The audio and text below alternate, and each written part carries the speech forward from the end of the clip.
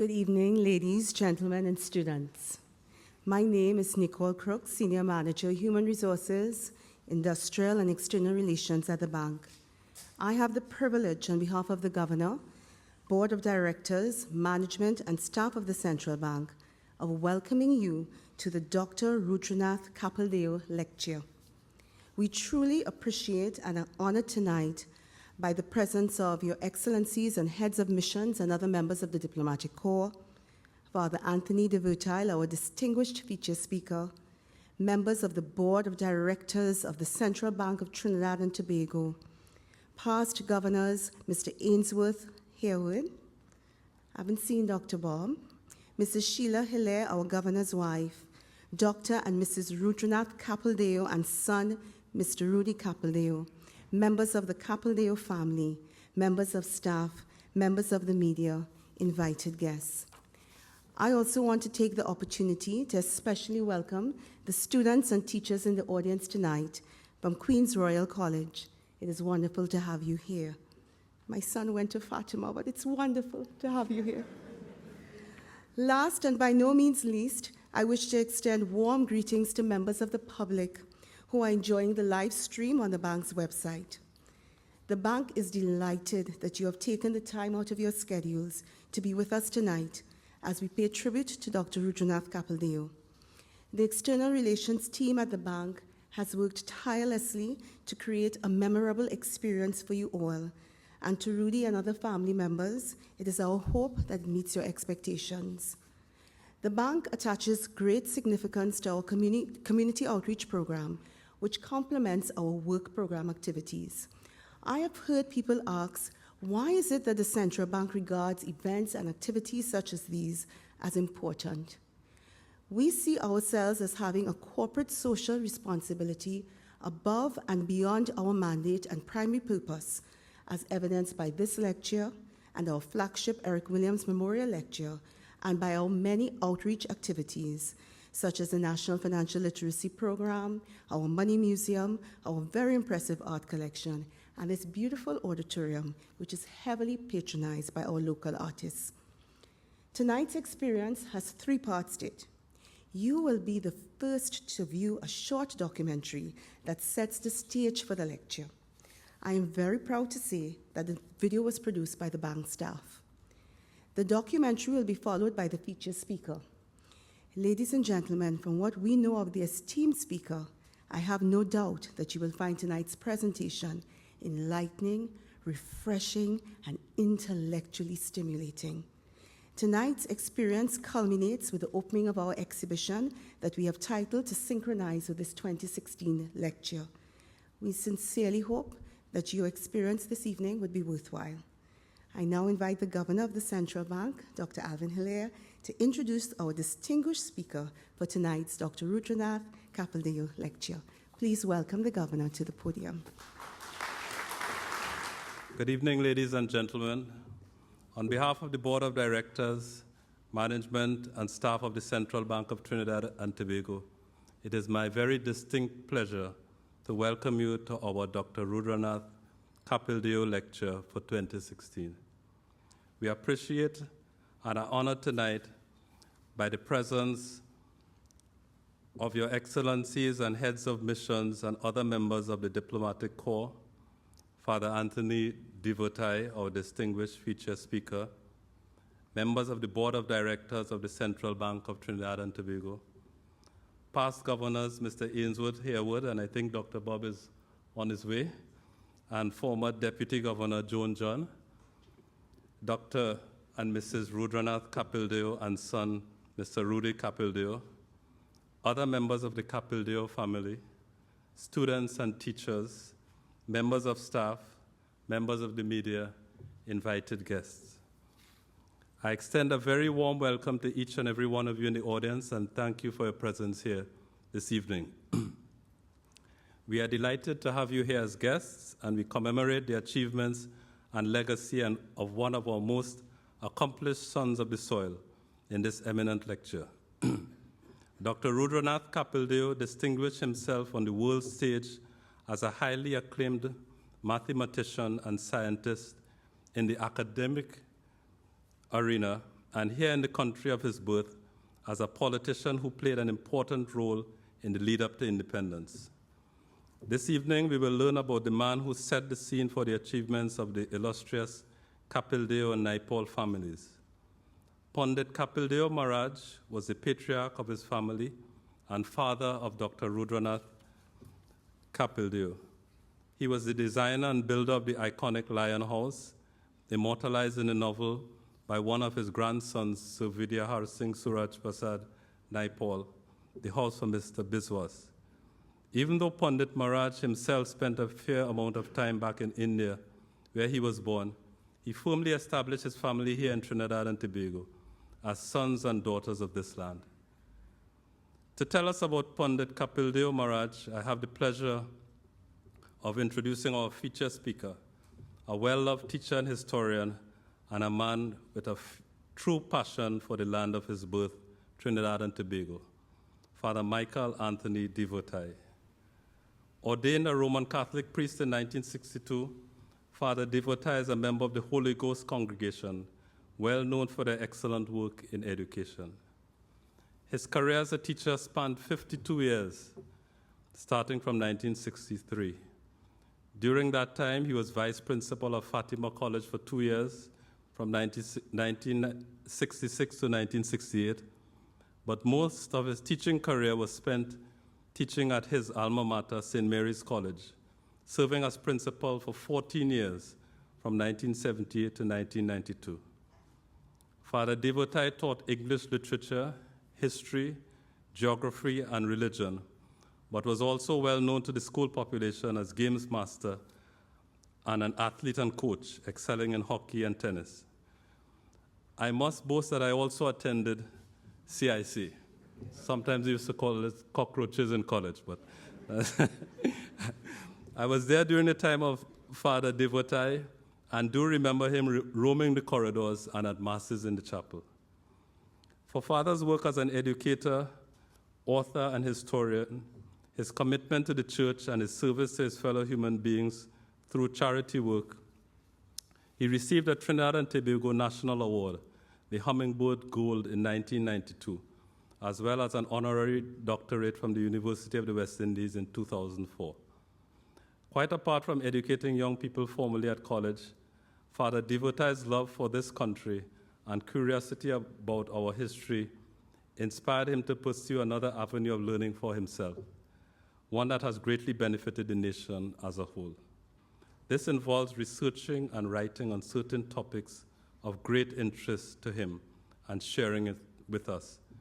In this regard, he has published more than 30 books on our history and other topics, including the Holy Ghost Fathers of Trinidad, the Mokshains of Trinidad, Trinidad's French Legacy, the Years of Revolt, History of Diego Martin, and 8 East Indian Immigrants. So you should catch up on your reading on Father Devotai's work. Father Devotai was a natural choice for this evening's presentation, as Pandit Capildeo Maharaj is one of the personalities in a chapter of his book, 8 East Indian Immigrants. His presentation this evening is entitled Decisions and Destiny, the Life of Pandit Capildeo Maharaj. Ladies and gentlemen, it is a great honor for me to invite you to get comfortable and enjoy this evening's presentations as we go back in time with Father Devotai on a journey from India to Trinidad. Thank you.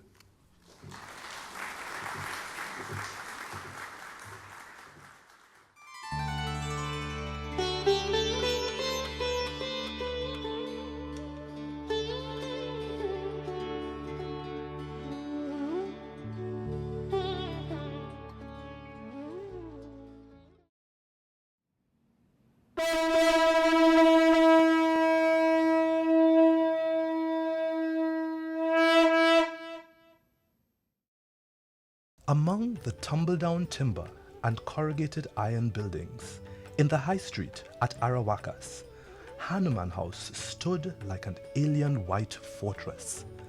The concrete walls looked as thick as they were, and when the narrow doors of the Tulsi store on the ground floor were closed, the house became bulky, impregnable, and blank. The side walls were windowless.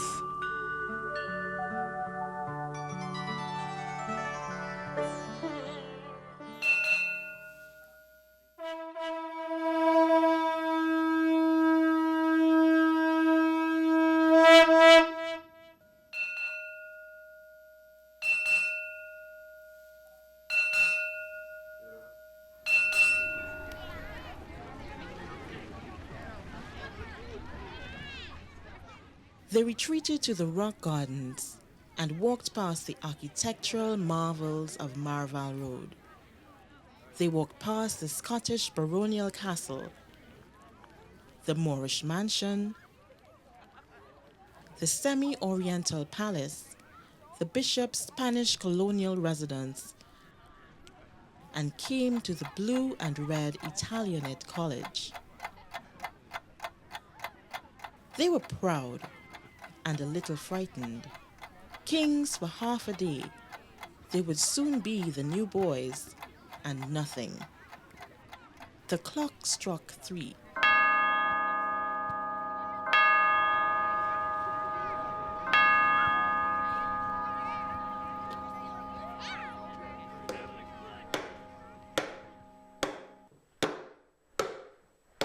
He built it himself. He built the whole house himself, working on Saturday and Sunday and in the afternoons. It was like a hobby with him. If he employed a carpenter, I didn't see it. And I better warn you, he do all the wiring too. The man was a joke, man.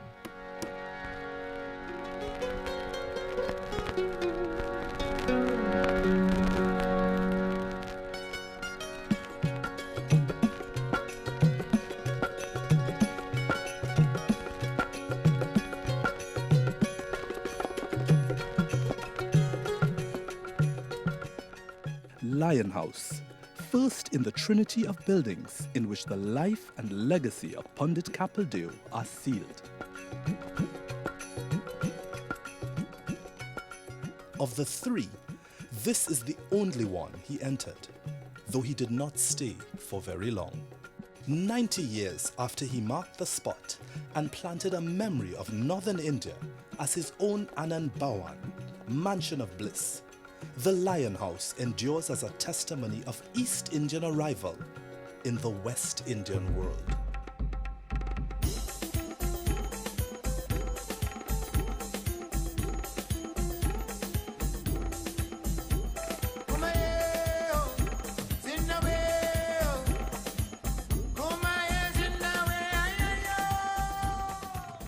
It was built to accommodate home, business, education, and prayer.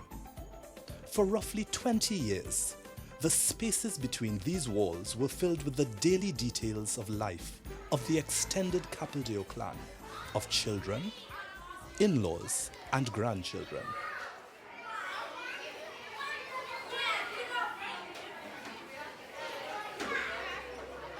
Here, to the front, all Shogunas passed through these wooden doors. Some came in search of cloth, wares, and knickknacks of every kind.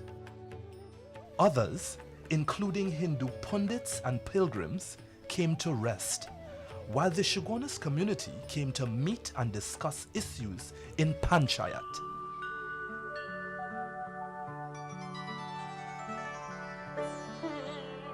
From its ups, Lion House had its downs.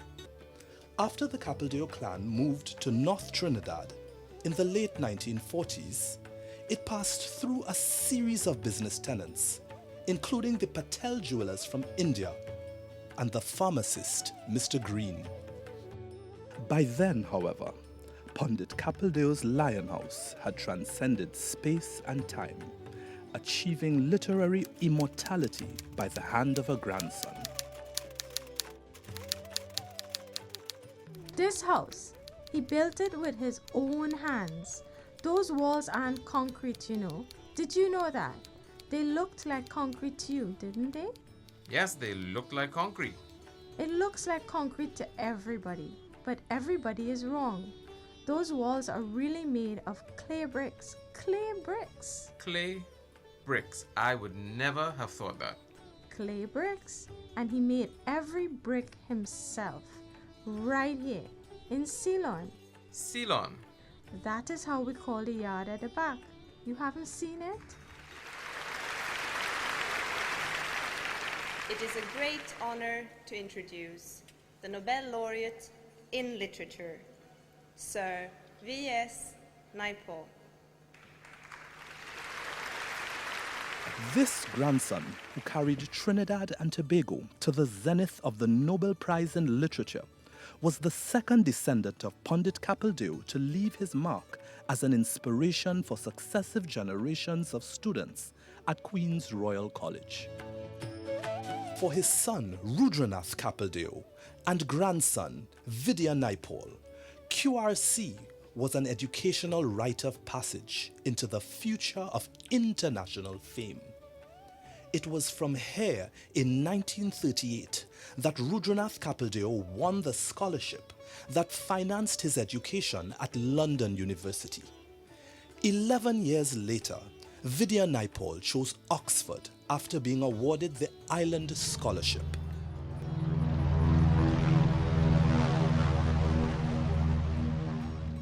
In England, as he searched for material for that first breakthrough novel, Vidya Naipal turned to the house built by Pandit Capildeo, the grandfather whom he had never met, but whose decision to raise this monument to a rival would shape the destiny of his progeny and that of a nation.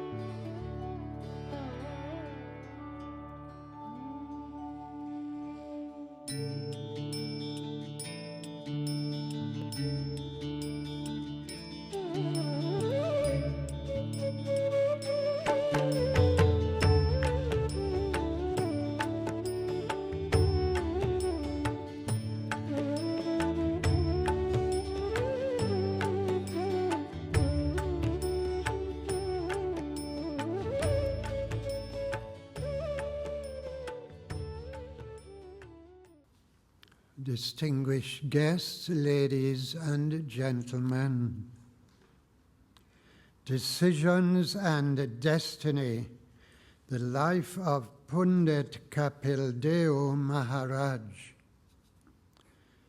In this short talk, I will examine the relationship and the sometimes apparent opposition between human decisions and divine destiny. And we will see this played out in my interpretation of the life of Pandit Capildeo Maharaj. This should be of interest, of course, to each one of us, as we may have to face in our own lives the contrast between our decisions and how our destiny evolves. It is philosophically, rationally impossible to reconcile an omnipotent God with man's freedom and ability to control his destiny. The Christian viewpoint is summed up in a jingle. God is all-powerful, yet man is truly free. How can that possibly be? Man knows not, 'tis a mystery. In practice, many Christians will agree with Shakespeare's Hamlet. There's a divinity that shapes our ends, rough hew them how we will. In the case of materialists, they theorize that man is not really free, but is a complicated machine completely controlled by his genes, biological chemistry, environment, and upbringing. Yet in practice, materialists are forced to accept that a man is responsible for his action. Otherwise, How can you blame a murderer for his murders, or a delinquent student for his actions, or reward the brilliant with prizes that they really earned?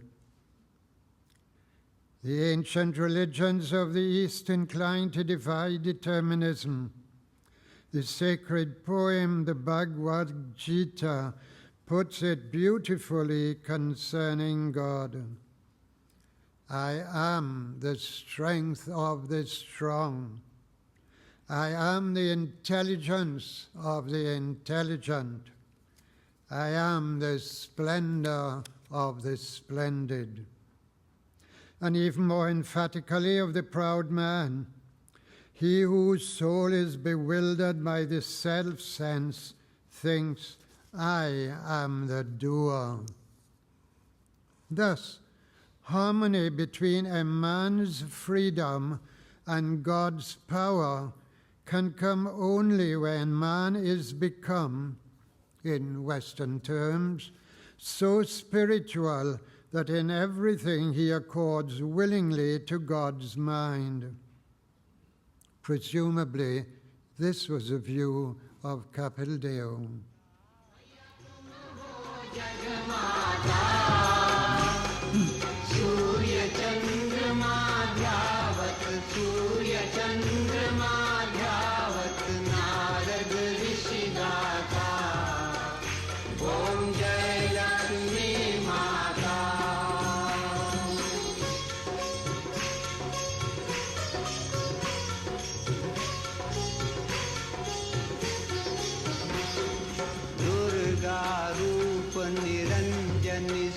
संपत्ति दाता मैया सुख संपत्ति दाता जो कोई तुमको ध्यावत जो कोई तुमको ध्यावत रिद्धि सिद्धि धन पाता ओम जय लक्ष्मी माता. Capildeo Maharaj was born in 1873 in the caste of Brahmins in the little village of Mahadeva Dubey in the county of Gorakhpur in the state of Uttar Pradesh in east-central India. From generation unto generation, his ancestors had presided as pundits over the spiritual destiny of the surrounding Hindu people. For following the caste system in India, the sacred office of Pandit was open only to Brahmins. The caste system in most of the 19th century was based on an unchangeable group rather than on a class system, and founded in and modified by birth, occupation, color, and social status. Born into a particular caste, for instance, that of a middle-level occupational caste as carpenter, one was trapped in it and could not change caste in this present life. The Brahmins were the highest caste. For centuries, a repository of civilization and culture, somewhat like the monks of medieval Europe, and were above the ruling warrior class. Thus, Capildeo was as firmly fixed in his caste as in his race. It was his destiny, his religious duty, karma mark, was to accept it.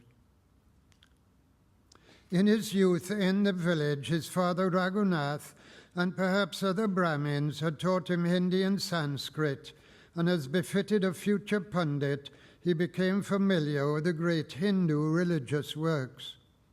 But the young man had a strong yearning for the acquisition of further knowledge and to progress beyond the confines of his remote village. In 1894, when he was 21 years of age, he made a fateful decision, left his father and his home, and journeyed on foot the 100 miles south to Varanasi. The ancient city of Varanasi on the banks of the sacred Ganges River is the holy city of the Hindus. 1,000 temples rise tier by tier from the water's edge, the most famous being the beautiful golden roof Viswanaha, dedicated to Shiva. In the city dwelt large numbers of Brahmins, greatly reputed for sanctity and learning, and who made Varanasi the most famous center in India for Sanskrit studies. Here, then, young Capildeo hoped to progress in learning and in holiness. Capildeo could not live on fresh air or meet easily the cost of his education. Moreover, he was a very inexperienced and trusting young man. This need of money and his excessive credulity made him an easy prey for the Arcati, or recruiter for emigrants to the West Indies who frequented the city. He was soon approached by one who spun him elaborate and enticing tales of the West Indies. How in the West Indies there were huge mounds, yea, veritable mountains of sugar, and how the immigrant's work, his work, both easy and well paid, would be simply to sift the sugar. How he should make and carry with him a broad canvas belt, because in this he would be able to store the many gold coins which he would surely earn. We may take it for granted that Capildeo, praising Mother Lakshmi, asked her to help him in the decision and to bring him wealth. It is not necessary to believe that the intelligent young man was so naive as to swallow the whole story of the Arcati. But the recruiter romanced so voluminously that Capildeo may have judged that there was sufficient reality mixed with the romance to make emigration altogether worthwhile. So he decided to emigrate. From the rational viewpoint, a horribly stupid decision.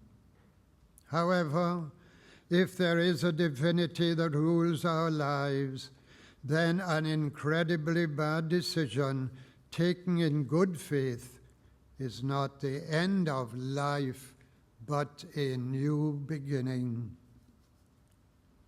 Capildeo concealed his caste as a Brahmin, lest he be rejected as an emigrant, and so he was registered on the 7th of August, 1894, as a member of the Johatri caste, Porters of Bengal, and gave his occupation as laborer.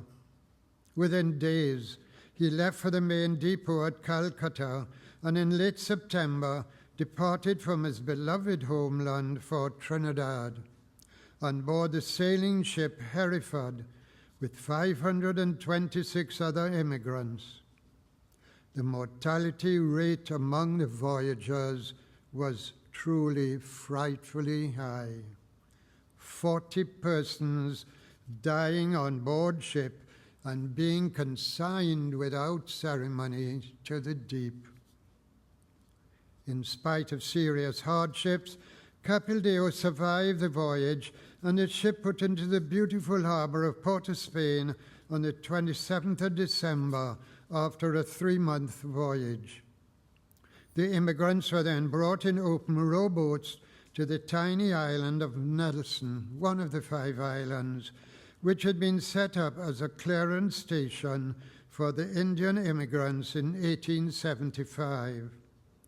For the exhausted and religious Capildeo, the short time spent on the island was a peaceful interlude before the disastrous days to come. Within a few days of his arrival, he was legally indentured, and along with 12 other immigrants, began his 5 years of contracted labor at Woodford Lodge Estate, Chaguanas. Almost all the work at Woodford Lodge was task work, designed for strong, efficient workers, which encouraged many of the indentured immigrants to remain a full 10 years on the estate, as by hard work they could make good money. But life was extremely, disastrously hard for the weaker workers.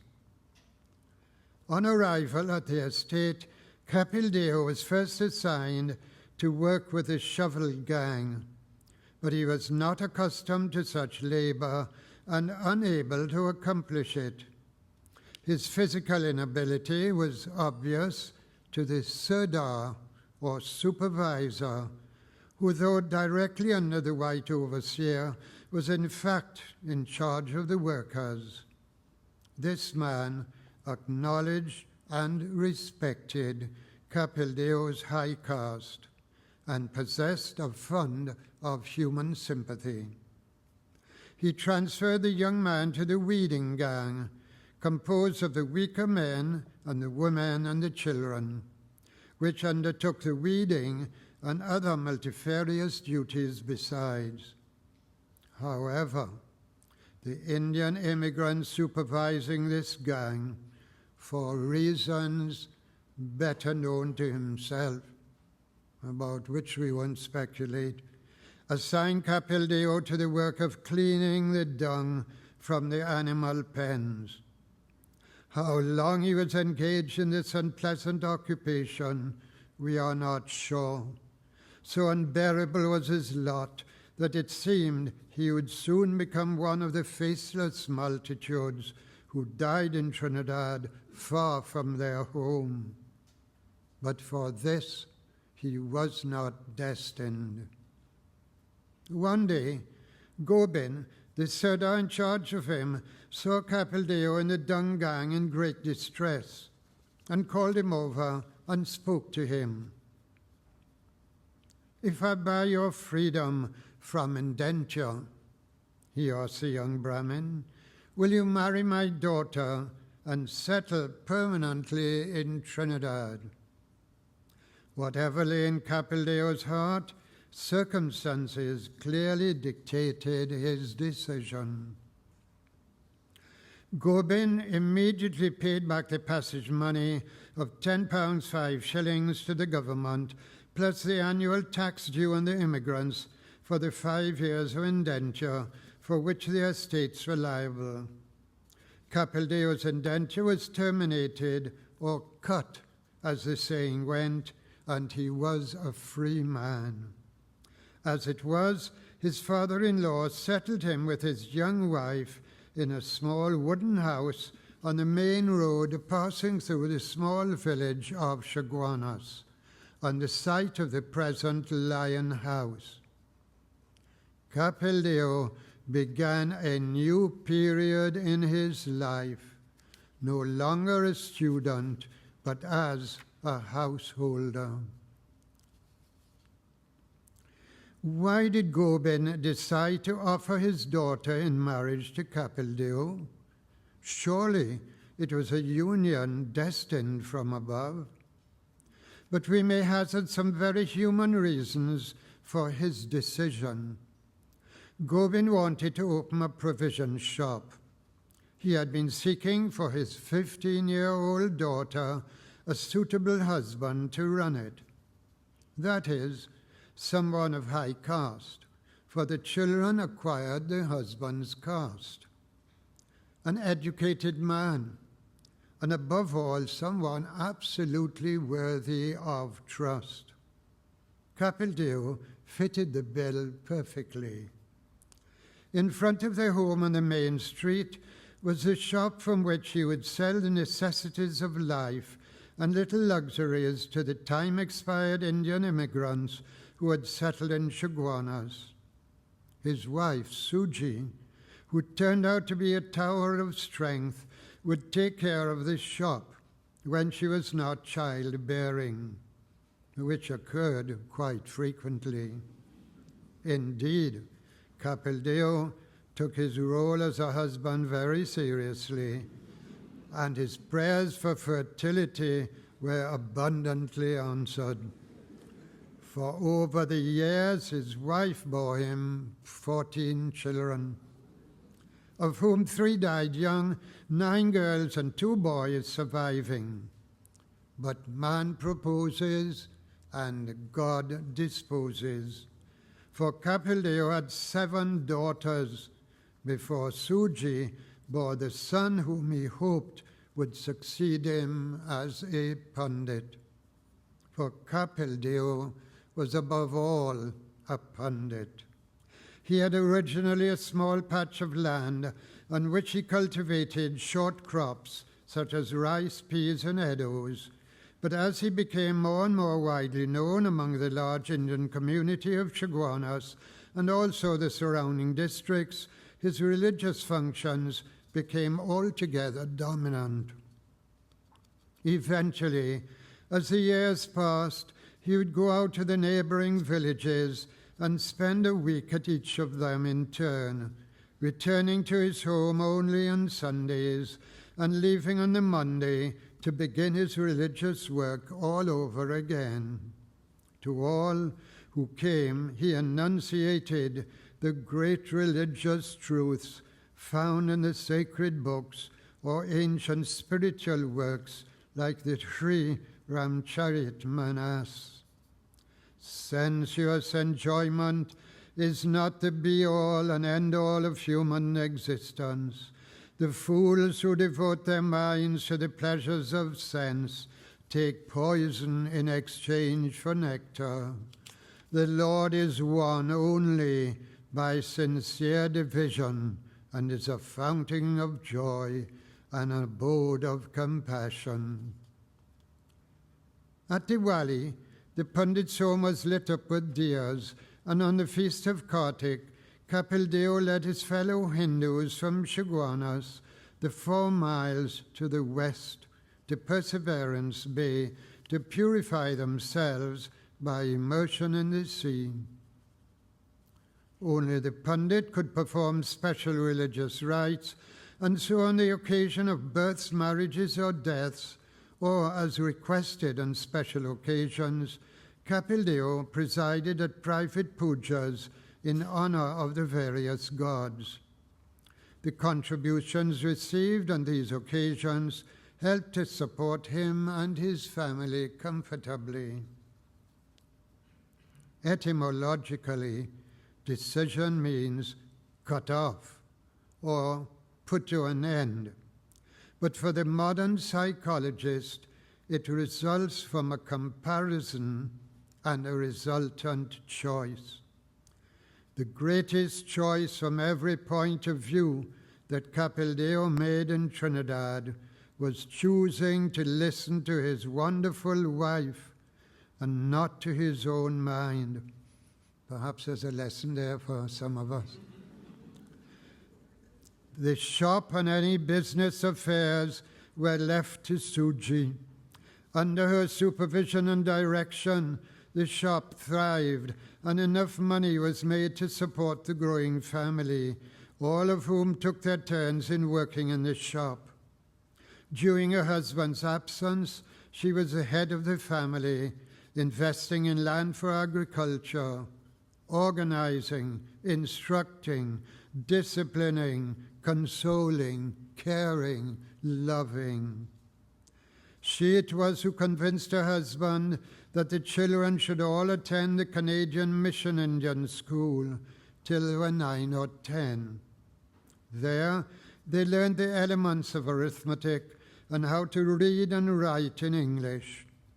Once they attained that age, they worked in the shop and took care of their house, and no doubt too of their younger siblings.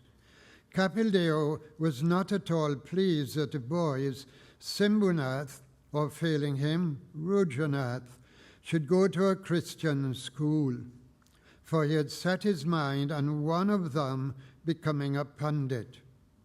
But when both sons showed no inclination for this, they were successfully backed up by their mother.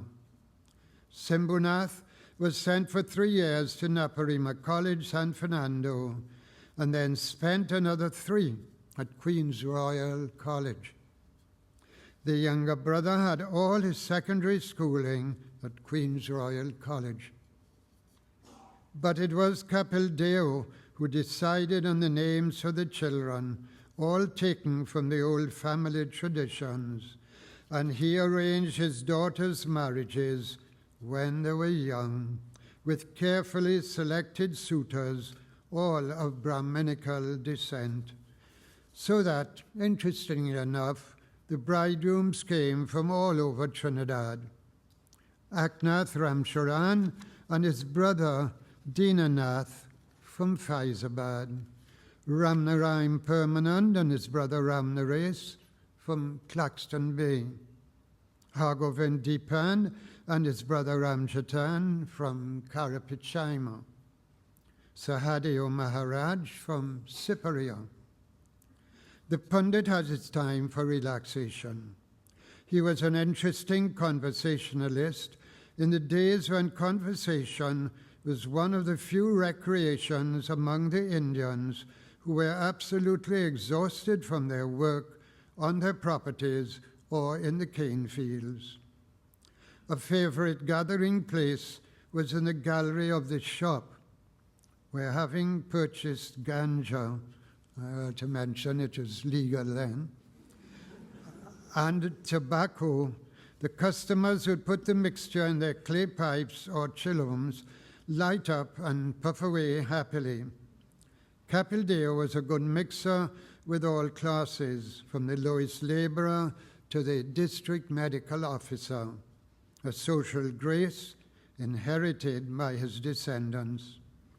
When Baba, father, was at home, the children noticed with delight that more people frequented the shop and the sales increased. What undoubtedly was a relaxation as well as a vocation for the Pandit was his construction of the Lion House, depicted in this painting by Adrian Camps-Campins. It was built in front of the old shop house, which it replaced, and which became a single-purpose dwelling house, so that the old was completely concealed from the street by the new.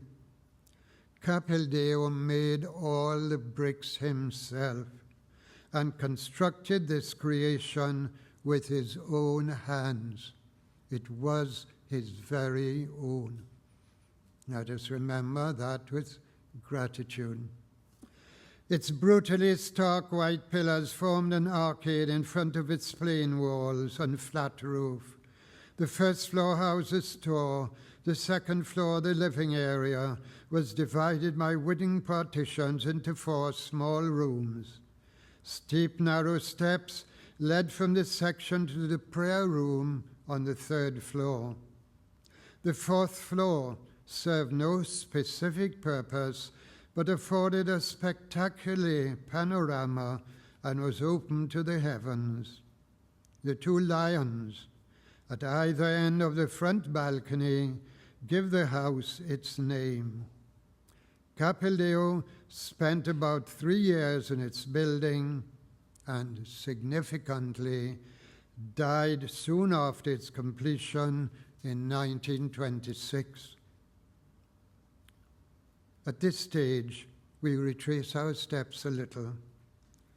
With the end of the First World War in 1918, prices of basic foods in Trinidad rose 145%. The return of the demobilized black Trinidadians who had been very badly treated in the war, the revival of the Trinidad Working Men's Association, and racial feeling resulted in a number of strikes. The unrest reached Woodford Lodge Estate, Chaguanas. There was a melee in which a laborer, Bihari Lal, was severely beaten by the overseer. and died because, so it was claimed, the blows were rendered fatal due entirely to his having had an enlarged spleen. Pundits from all over Trinidad were urgently requested to attend a meeting in Chaguanas, Capildeo's home base. They decided, probably with his full agreement, to pay for the doctor, Dr. Sharma, to perform a new post-mortem examination, and also they would pay for legal advice about instituting a case for manslaughter. This crowd-controlled decision was destined to fail, as indeed it did, when Dr. Sharma suddenly and unexpectedly died. One may well ask whether this brief foray of Capildeo into what some refer to as politics influenced his son, Rudranath, to much later enter the political field. Capildeo was a short man, 5 foot 2 inches in height, and in his latter years inclined to stoutness. His wife was also short, but firm-bodied, and she and her husband were always dressed in the garb typical of the United Provinces, from which Capildeo had emigrated. Though his wife, born in Trinidad, had a good command of English, Capildeo never spoke English very well, but only his native Hindustani. He had a firm attachment to Mother India and had paid 3 visits to his homeland to renew himself spiritually, to acquire a substantial library of the sacred Sanskritic texts, and to bring out goods for sale to the shop which financed his trip. At age 53 in 1926, he decided to pay a 4th visit to India. Perhaps a spiritual urge propelled him to renew his faith, his belief in the way of asceticism and the knowledge open to pundits. Or maybe he was elaborating plans for a family visit. But once in India, he contracted a severe stomach ailment. Death smiled on him, and he answered her smile. It was his destiny.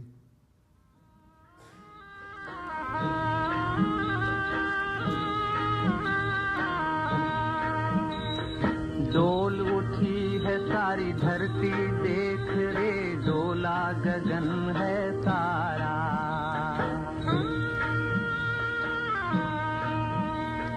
डोल उठी है सारी धरती देख रे डोला गगन है सारा भीख मांगने आया तेरे घर जगत का पालनहारा रे जगत का पालनहारा. After the death of her husband, Suji expanded her role as head of the family and was able to cope with every eventuality. She arranged the marriage of her daughter Drupati to Sibasat Naipaul. In 1940, she moved the entire family to Port of Spain, and during the last 2 decades of her life, she was a true matriarch, surrounded by her numerous children, grandchildren, and later great-grandchildren. We may well imagine that during his lifetime, Capildeo may often have said, in the secret of his heart, "Thank God for Suji, thank God for Trinidad."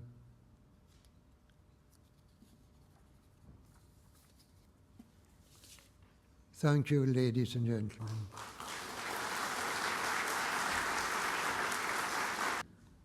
Thank you, Father. Can I just get another round of applause for Father? I want you to stay with me a little bit. I'd like to invite the governor to come forward and make a presentation to Father, just as token of our sincere appreciation.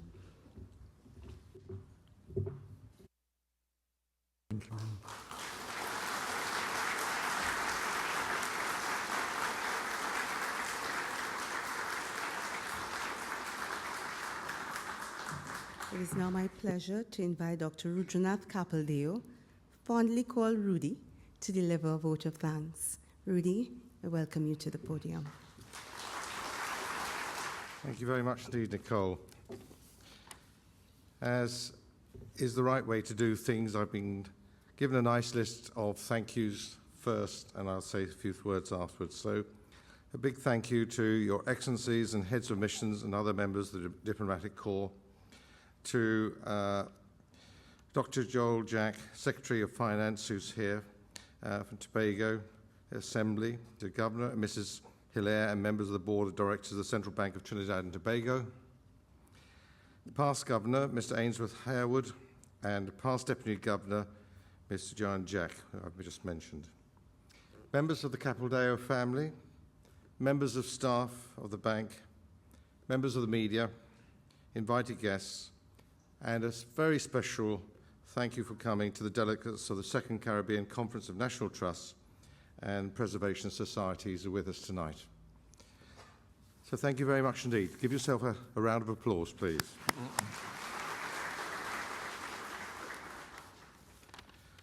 One of the less common phrases I bring you from England is wow. That video was very special.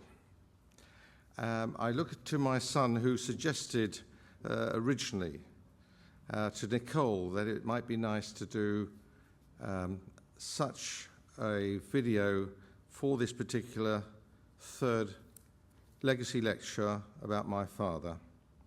And I couldn't believe it was going to be done so beautifully, so well, so the work and the hours that you took was absolutely superb. So it might sound a little bit like an Oscar-giving ceremony just to thank certain people, but I think we should recognise Ms. Sunti Maharaj, the producer and the scriptwriter, Mr. Jovan George, videographer, Christopher Laird and Chad MacDonald provided the video footage, and Wayne Meccano, who's the teacher from QRC, who assisted with all the lovely lads from QRC for that video, and they did that so well. And that splendid pundit who perhaps reminded us about our hero tonight, Pandit Ramsaran Bisesasar of the Chinmaya mission, allowed himself to be interviewed and shared valuable information as well. And to Mr. Lyndhurst Cole, Miss Dovelin Richmond, Miss Amrita Gossin, and Miss Nicole Vanderpoel for providing a narration for the video, which I thought was superb. Mrs. Neymar, and I haven't seen Neymar yet, but I remember from the first talk and how wonderful she is. Mukawil Zakuru's production assistant, and Mr. Neil Williams, sound technician. And all the other people involved, and I'll just quickly mention Mr. Amin Ali for the stage design, exhibit installation, and we have this wonderful stage setting which we've used in the previous two lectures, the first in 2014 and then 2015. Mr. Adrian Campos for the use of the artwork in the video, and Father's PowerPoint presentation. Mr. Jonathan Solis, the artist for the painting of Pandit Mrs. Capildeo, which I'm sure you recognise we saw with the wonderful talk from Father de Vitoy. And also we're going to enjoy the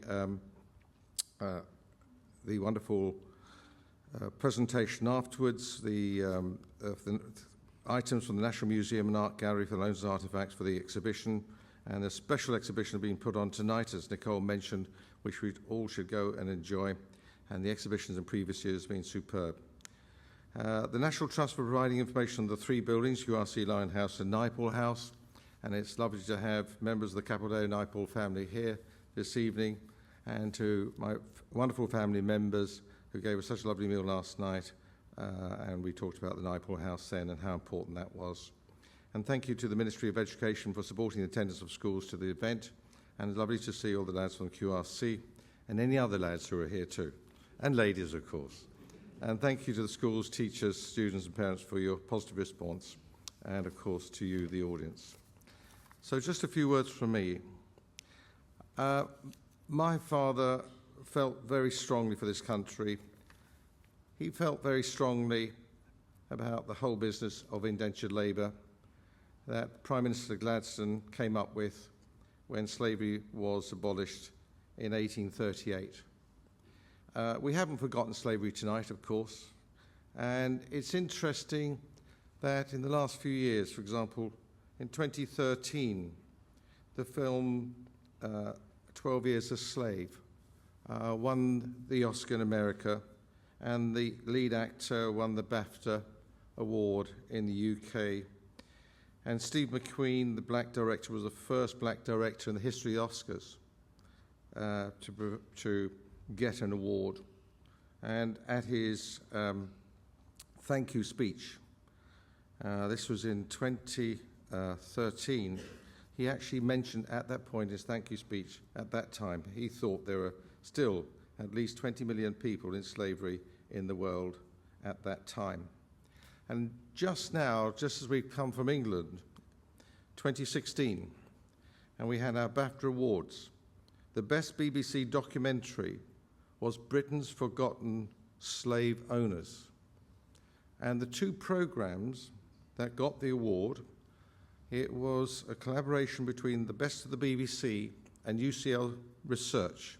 And University College Research, of course, was a bit special to me because my father went to University College London, and they had gone through all the owners of slaves in the West Indies and had worked out the actual money, the benefits that those slave owners had to receive for them to give up so-called slavery in 1836, and the sums are quite staggering.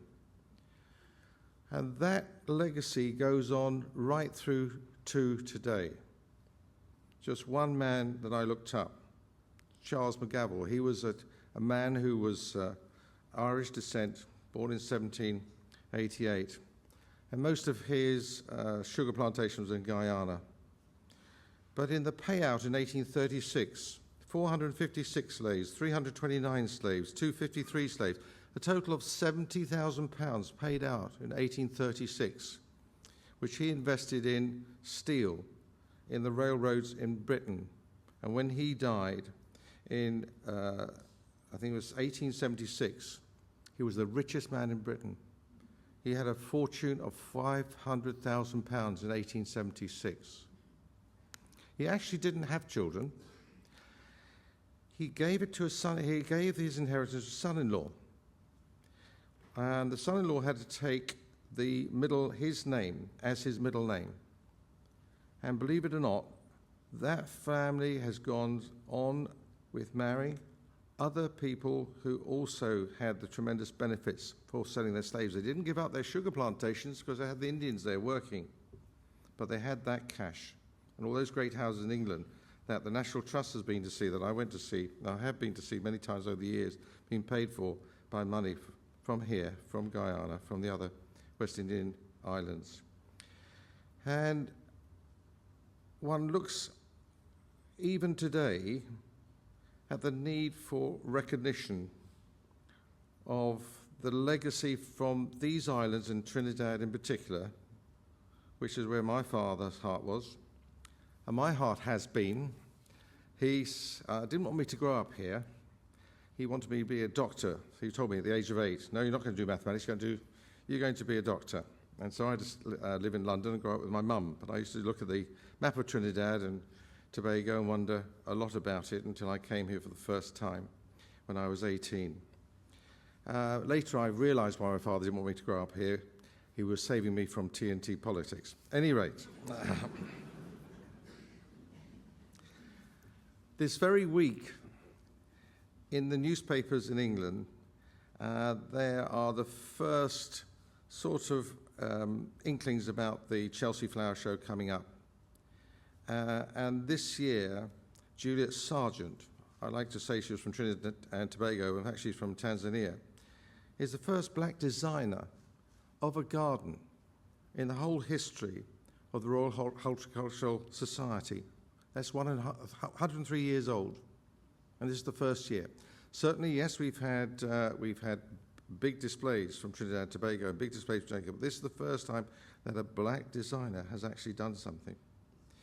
And it's very interesting that in the middle of her little garden that she's designed there, one of the small plots, she's actually put an oak tree there to represent the oak tree that William Wilberforce sat under when he resolved to abolish slavery in 1787. And just to make this slightly lighter, 1787 was the year that the first fleet sailed to so-called, wasn't called it then, but sailed to Australia with petty felons. And these poor people thrown on this boat, there were 1,500 in this fleet, about, figures differ, about 600 or 700 of them were these petty felons. One of them had stolen 12 cucumber plants, and he has been sent off to Australia for 7 years. Why Australia? Because, of course, we'd given up the American colonies.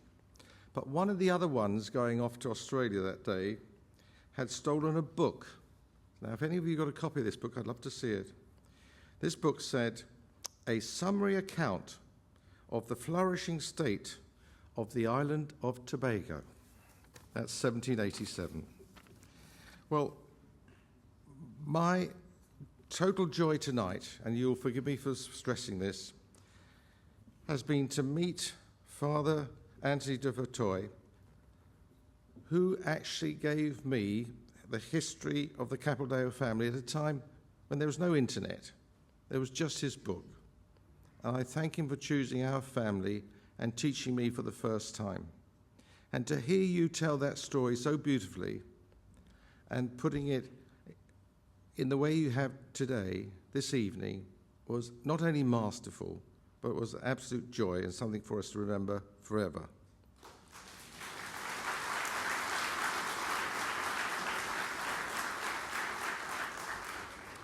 For your kindness, for your humility, for the inveterate teacher that you are, you will always be a principal in most people's minds that have known you. And even there's some bad boys sitting very close to you. One of them might be even Governor Alvin. Thank you so much for what you've given us tonight. And you've made the third legacy lecture to my father a very special evening indeed. Thank you so much. Thank you, Rudy.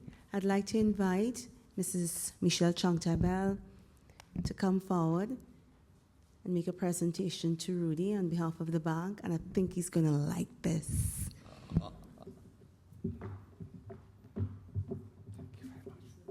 Thank you. The front, I think you'll recognize the house, so thank you very much indeed. I have a sneaking suspicion what's inside. Are you going to tell us what's inside, Nicole? Okay, if you insist. I do insist. What's inside is a copy of the documentary. So it's just from us. And we have personalized this to Rudy, from our hearts to you. Thank you very much, Nicole. You're very welcome.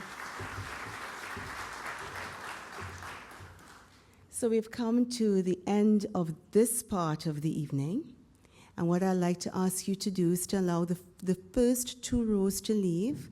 We are actually making our way to the foyer downstairs for the exhibition.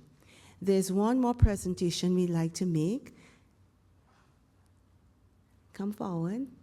We'd just like to acknowledge the presence and support of the governor's wife, and we just want to make a presentation to her. Yeah. And she's surprised.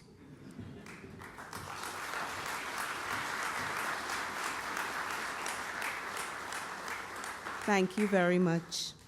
So now we'll make our way and just allow the first two rows to leave, and then you join us downstairs for the opening of the exhibition and, of course, the reception. Thank you for coming, and God bless you all. Thank you.